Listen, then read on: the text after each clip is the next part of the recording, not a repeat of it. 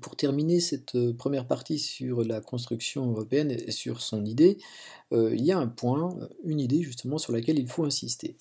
Heu, la CECA, est une construction économique, une idée de coopération. On va créer un marché commun du charbon et de l'acier entre 6 pays.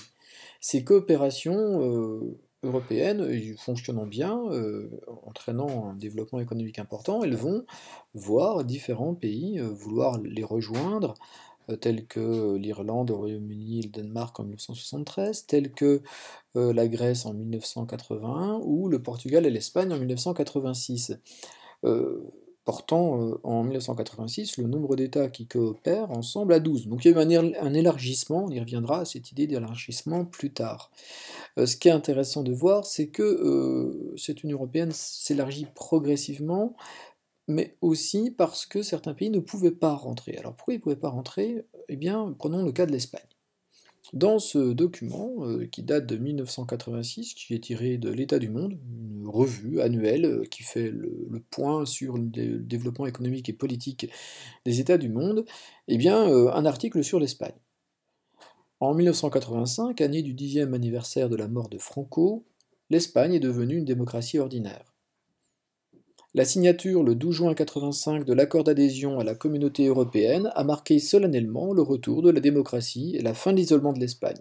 Consécration de 7 années de négociations souhaitée à l'unanimité de la classe politique, cette adhésion, devenue effective en janvier 1986, a été vécue comme une grande victoire nationale.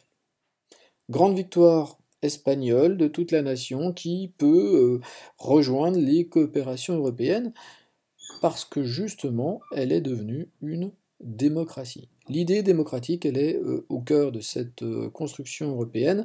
Certes, on veut le développement économique, on veut coopérer ensemble, mais on veut aussi la paix, et on veut que cette paix, ça soit celle de pays démocratiques dans lesquels les droits des individus sont respectés, dans lesquels il y a plusieurs partis politiques, dans lesquels il y a une véritable vie démocratique, des élections libres au suffrage universel, des libertés fondamentales qui sont respectées, la liberté de la presse, la liberté d'expression, le droit de vote pour tous, etc., etc.